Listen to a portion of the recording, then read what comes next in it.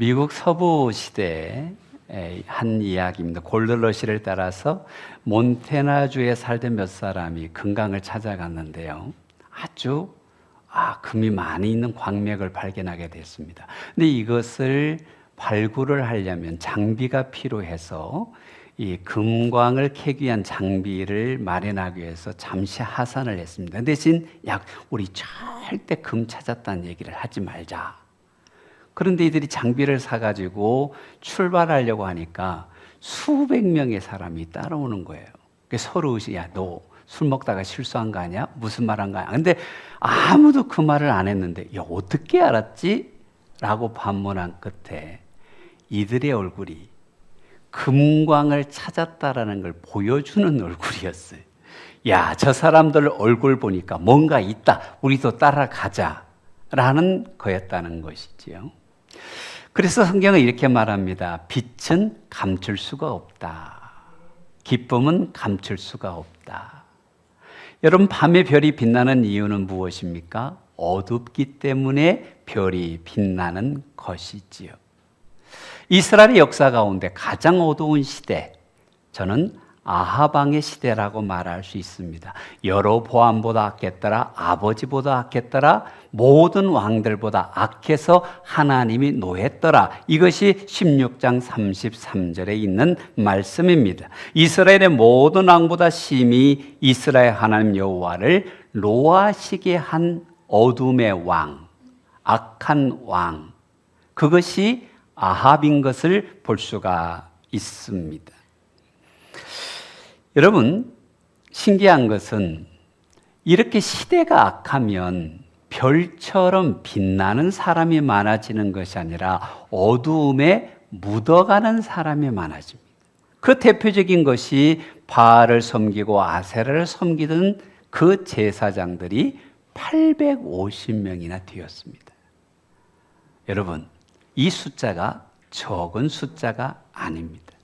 많은 사람들이 어둠을 쫓아갑니다. 바알을 섬깁니다. 아세라를 섬깁니다. 그럴 때에 이들이 어둠을 쫓아가고 있지만 그 시대에 별처럼 빛나는 사람들이 일어나기를 시작했습니다. 그 중에 한 사람이 누구냐면 엘리야입니다.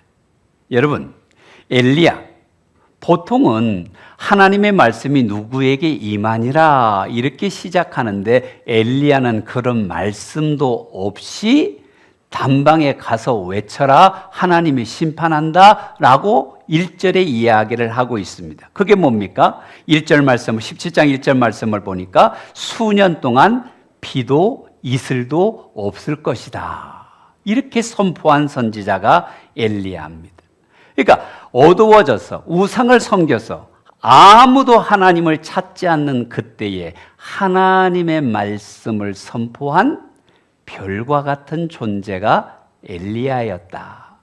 두 번째 등장하는 사람이 사르밧 가우브죠. 그들은 먹을 것이 없어서 이것만 먹고 아들과 함께 생애를 마감해야 되겠다 했는데 17장 15절을 보세요. 그가 가서 엘리야의 말대로 하였더니 그와 엘리야와 그의 식구가 여러 날을 먹었으나 기름이 떨어지지 아니했죠. 하나님의 능력을 체험한 별과 같은 여인의 이야기가 나옵니다. 18장에 가면 더 중요한 사람 오바다가 나오지요. 그는 아하방의 대신이었습니다. 우상으로 가득한 왕궁이었습니다. 그런데 그 가운데서 뭐라고 이야기를 하냐면 여호와를 지극히 경외하는 자, 우상이 가득한 땅에, 우상이 가득한 왕궁에 하나님을 잘 섬기는 아주 믿음 좋은 사람, 하나님이 기뻐하는 사람, 그리고 그가 하는 일이 뭡니까? 선지자 100명을 굴 속에 숨겨두고 매일 일용할 양식을 공급했던 사람이라고 오바다를 이야기하고 있는 것이죠. 여러분, 좀 더러운 연못에서 피는 연꽃이 아름다운 것처럼 어두워진 곳에, 믿음 없는 곳에, 타락한 곳에서 믿음을 지킨 엘리야나 오바다는 너무나 아름다운 것이지. 선한 영향력을 가진 별과 같은 존재인 줄로 믿습니다. 그런데 이들의 특징이 있습니다. 무엇입니까? 엘리야는 말씀을 전하는 사명이었고 오바다는 선지자들을 세우는 사명이었고 사라밧 가부는 말씀에 순종하는 사명이었습니다. 기억하셔야 될 것은 사명이 있는 인생, 빛나는 인생이 됩니다. 여러분이 별처럼 빛나는 인생이 되려면 사명 붙들고 사명 안에서 승리하는 자들이 되시기를 바랍니다. 오늘날 많은 사람들이 참으로 믿음을 따라가는 자들이 적은 시대지만 여러분, 낮에는 별이 보이지 않습니다. 밤이라야 보입니다. 어두워야 보입니다. 이 세상은 반드시 밤이 없을 수가 없습니다. 반드시 죄는 있습니다. 그러나 우리의 믿음이, 우리의 착한 행실이 세상의 빛이 되시기를 바랍니다. 두 번째로 생각해 볼 것은 이제 믿음의 빛을 발한 엘리야를 살펴보고자 합니다. 엘리야는 구약 시대의 선지자를 대표하는 분입니다. 이스라엘 민족의 지도자라고 하면 모세를 말할 수가 있습니다. 이스라엘을 대표하는 왕 다윗을 말할 수 있습니다. 이스라엘의 수많은 선지자 가운데 가장 대표적인 선지자 누구죠? 엘리야입니다. 여러분, 예수님께서 변화산에서 변화되었을 때 두 분이 나타났어요. 한쪽에는 모세가, 한쪽에는 엘리야가. 예수님께서 제자들에게 사람들이 나를 누구라 하더냐? 마태복음 16장에 물었을 때에 어떤 이들은 침례 요한이라고 하고 어떤 이는 엘리야라고 어떤 이는 에레미야라고 합니다. 그렇게 예수님의 신분을 대표할 만큼 엘리야는 존귀한 능력의 은혜의 선지자입니다. 이런 사람이 처음부터 능력과 위대한 종은 아니라 지극히 작고 부족한 사람이었다라는 것입니다. 여러분, 인생을 역전시켜 주시고 존귀하게 들어서 주시고 부족한 사람을 들어 강하게 주시는 분이 우리 하나님이신 줄로 고백하십시오. 왜냐하면 엘리야를 가리켜 디셉 사람 엘리야라고 성경은 이야기하고 있습니다. 우리 1절 말씀을 같이 한번 읽어봅니다. 시작. 길리앗에 구하는 자 중에 디셉 사람 엘리야가 아합에게 말하되. 자, 디셉 사람이라는, 여러분 들어봤습니까? 잘 모릅니다. 쉽게 말하면 고향이 알려지지 않는 시골, 다시 말하면 무명의 청년, 별로 인지도가 없는 사람이라는 의미를 담고 있습니다. 무명의 사람이 존귀한 자가 되고, 무명의 사람이 유명한 자가 되고, 무명의 사람이 능력의 사람이 되었습니다. 누가 쓰시니까? 하나님이 쓰시니까 그런 것입니다. 여러분, 다윗은 베들레헴의 목동이었지만 하나님이 쓰시니까 위대한 왕이 되었고, 베드로는 갈릴리 번방의 어부였지만 하나님이 쓰시니 우리 주님의 수제자가 된 줄로 믿으십니까? 하나님께서는 우리를 들어 디셉 사람 엘리야를 들어 쓰셨던 것처럼 우리를 들어 존귀한 자로, 은혜의 사람으로, 믿음의 사람으로 쓰기를 원하십니다. 여러분, 우리가 잘못 영적으로 해석을 하면 나는 부족해, 할 수 없어, 열등감이 많아, 이런 생각을 갖게 되는데 성경은 그렇게 말합니다. 디셉 사람 엘리야를 가장 위대한 종으로 쓰신 분이 하나님이시다. 오늘 또 나도 하나님의 손에 붙들리면, 하나님이 나를 쓰시면, 하나님이 나와 함께 계시면 우리도 위대한 삶을 산다.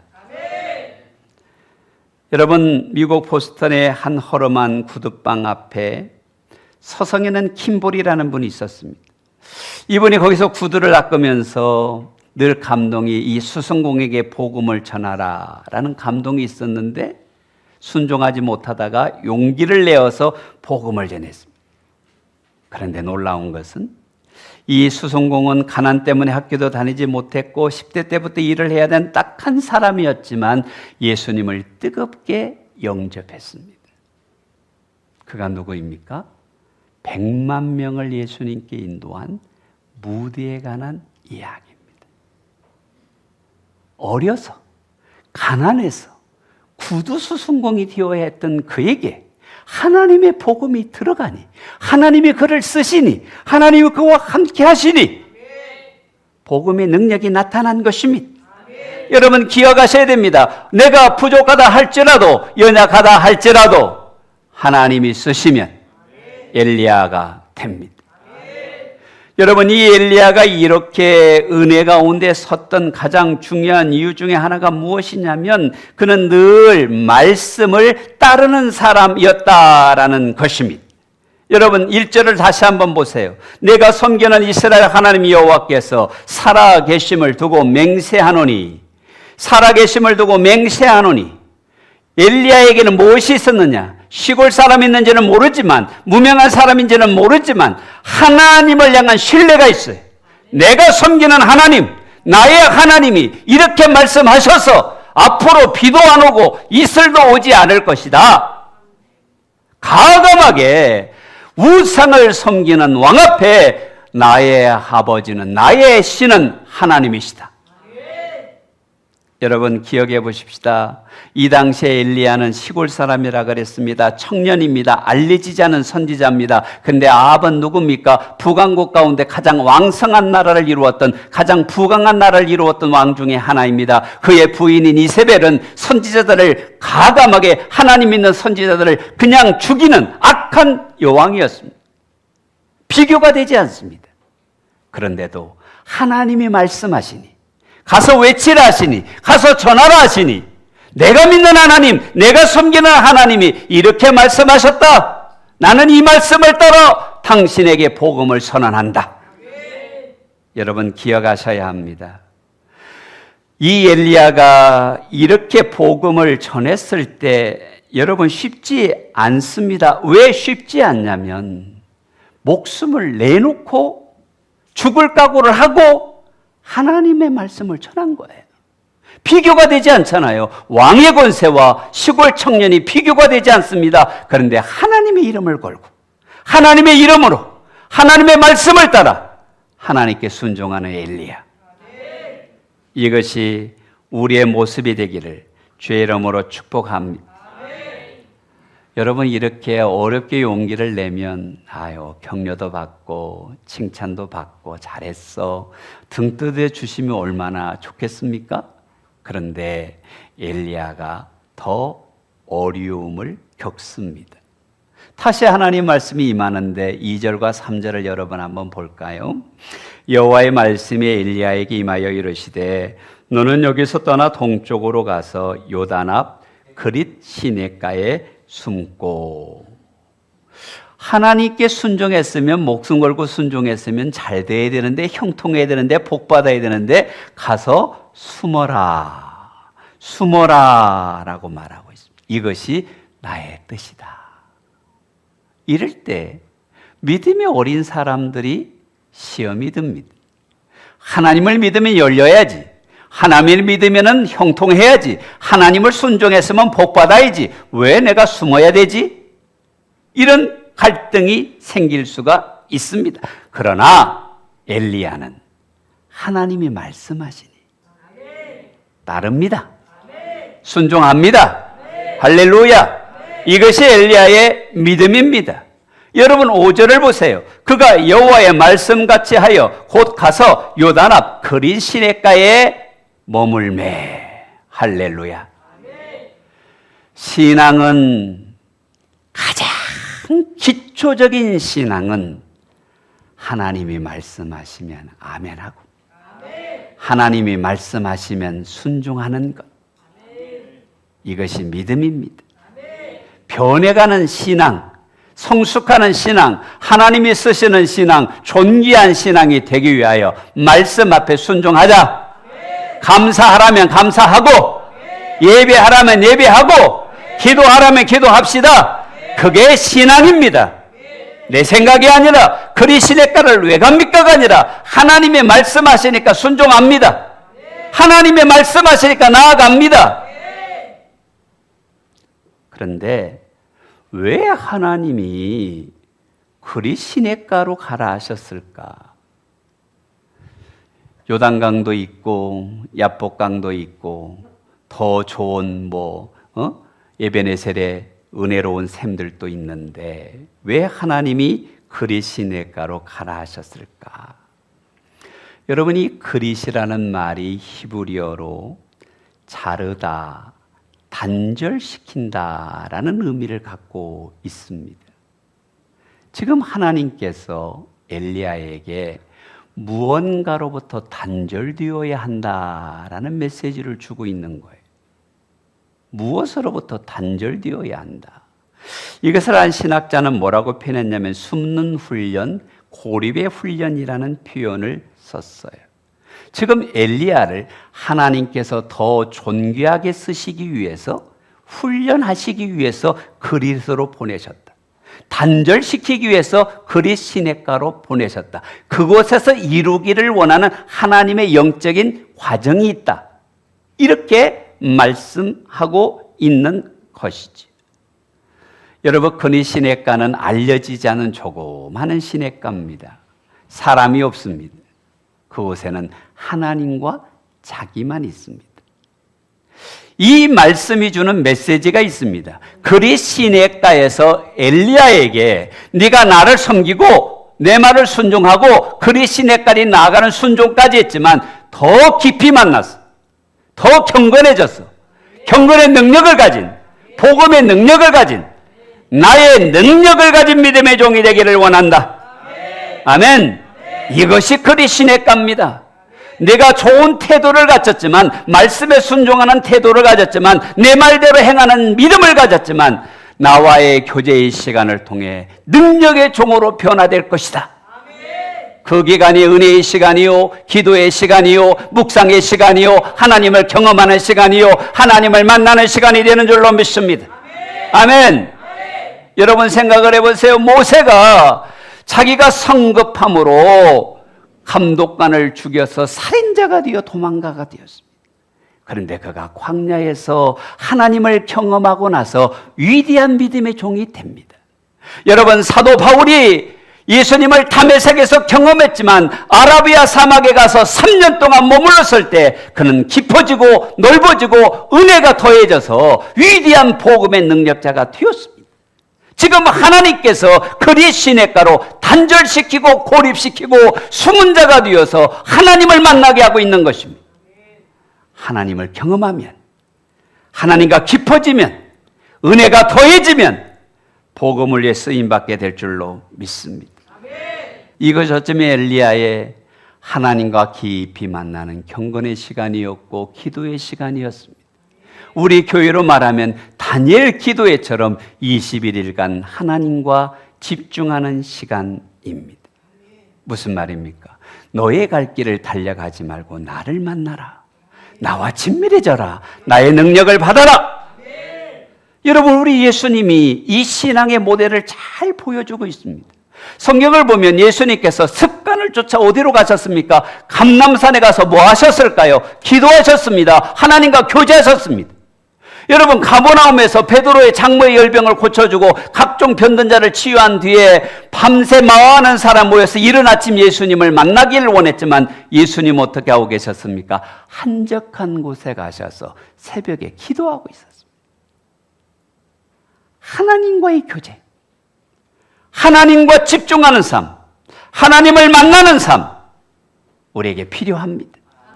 이 모습을 여러분 누가복음 5장에서는 이렇게 말합니다. 같이 한번 읽어볼까요? 시작.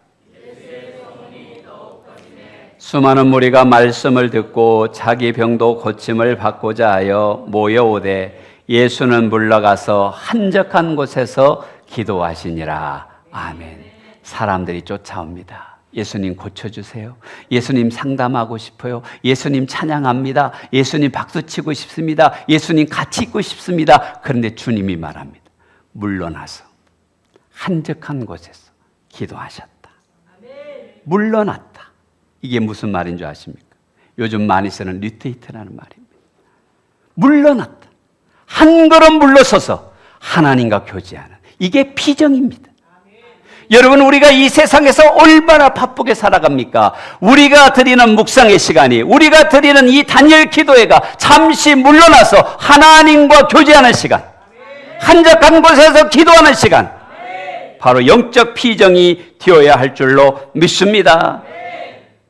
여러분, 엘리야는 분명히 고독했을 거예요. 친구도 없고 가족도 없는 그 그릿 시내가에서. 그런데 그 그릿 시내가에 갔는데 가장 큰 문제가 뭡니까? 생리적인 현상입니다. 배고픔입니다. 이것을 해결할 방법이 없는 것입니다. 근데 하나님 말합니다. 야, 까마귀가 너를 먹일 거야. 야, 믿음 좋으시네요. 난 처음 성경을 볼 때 참 이상했습니다. 아니, 이 오바다처럼 대신처럼 이렇게 음식을 아침 저녁 갖다 주는 사람을 붙여줄 거야 하면 할렐루야 믿습니다 할 것 같은데 까마귀가 갖다 줄 거야. 여러분, 믿음이 오셨어요? 목사보다 훨씬 믿음 좋은 분들이. 근데 실제로 까마귀가 아침에도 저녁에도 공급한 줄로 믿으시지요? 아멘? 지금 엘리야에게 말한 까마귀가 뭡니까? 내가 문제는 먹을 것인데 까마귀를 통해서 나를 보여줄 것이다. 살아계신 하나님, 사람이 아니라 미물을 통해서도 역사하시는 하나님, 염려하지 말고 나를 붙들면 내가 너를 책임진다. 아멘. 여러분 6절을 보세요. 까마귀들이 아침에도 떡과 고기를, 저녁에도 떡과 고기를 가져왔고 그가 시내를 마셨으나. 할렐루야.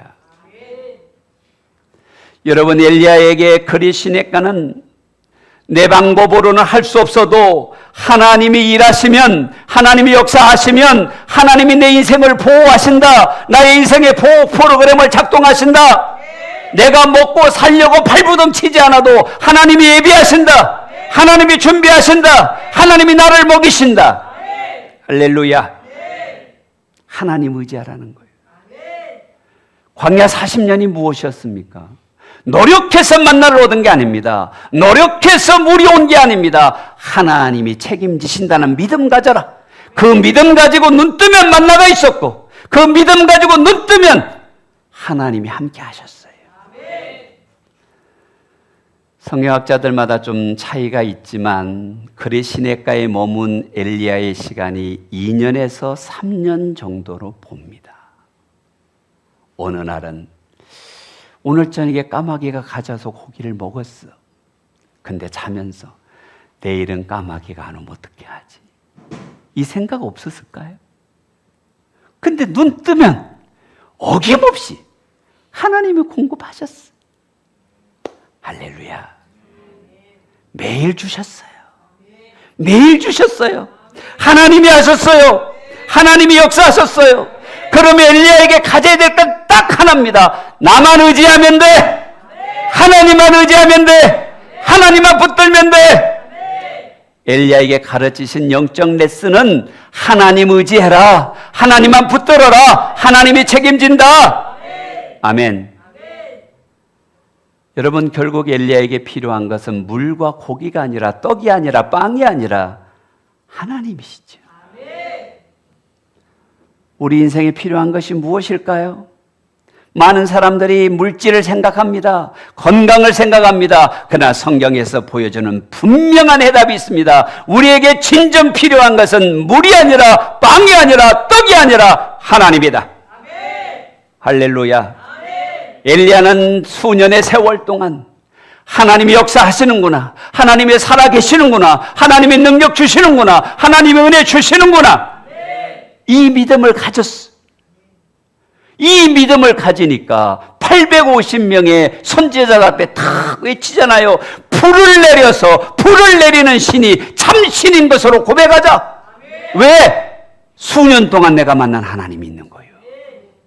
수년 동안 내가 경험한 하나님이 있는 겁니다. 이게 신앙인 것입니다. 이론으로 머물러 있는 것이 아니라 여러분, 그리시네가의 훈련을 통해, 강의 학교를 통해, 은혜 학교를 통해, 목마름을 통해 하나님 붙드는 법 배웠더니 불을 내리시고 비를 내리시고 하나님 역사하셨습니다. 근데 어느 날 그리시네가가 마르잖아요. 다음 주 나눌 말씀입니다만, 그게 하나님이 사라밧 가부의 집에 가라는 거예요. 나는 이 말씀을 읽다가 이왕이면 좀 부잣집 보내시지. 여러분 그 생각 안 듭니까? 이왕이면 넉넉한 집 보내시지. 왜 가부입니까? 이거 먹고 죽겠다는 가부입니까? 그때 성령님께서 제 마음에 주신 강력한 메시지가 있어요. 부잣집에 보내면 네가 물질 의지할까 봐. 나만 보라. 나만 의지하라. 물질이 인생의 전부가 아니다. 내가 인생의 주인이다. 이 훈련이 디셉 사람 엘리야를 위대한 선지자 엘리야로 바꾼 겁니다. 우리에게 광야가 있어야 해요. 하나님과 교제하는 그리 시냇가가 있어야 돼요. 하나님이 공급하시는 까마귀를 누리는 믿음이 있어야 해요. 그래야 우리도 주님 앞에 존귀한 자로 쓰임받게 될 줄로 믿습니다. 여러분 절대로 선언합니다. 물질이 우리의 목표가 아닙니다. 물질을 주시는 하나님의 은혜가 목표입니다. 우리가 6.25 사변 전후에요. 우리나라의 국민 소득이 70달러였답니다. 지금은 3만 불을 넘습니다. 430배 찰쌀한 나라가 됐습니다. 한번 물어볼게요. 물질은 430배 찰쌀한 나라가 됐는데 우리가 430배 행복해요? 절대 아닙니다. 기억하셔야 됩니다. 내 월급이 올라가서 행복한 게 아니라 내 수입이 더해서 행복한 게 아니라 하나님이 책임지셔야 돼요. 착각하면 안 됩니다. 엘리야는 돕는 사람도 없었고 집도 없었지만 하나님이 함께하니 하나님이 역사하셨어요. 그게 진짜 부자입니다. 그가 별이 된 이유입니다. 별처럼 빛나는 사람이 된 이유입니다. 여러분 말씀대로 사는 것이 손해볼 것 같지요. 말씀대로 사는 것이 힘든 것 같지요. 그러나 손해봐도 힘들어도 하나님이 보상하시는데 100배로 1000배로 영원토록 보상하십니다. 말씀 붙들고 삽시다. 말씀 따라 삽시다. 별처럼 빛나는 믿음의 사람이 됩시다.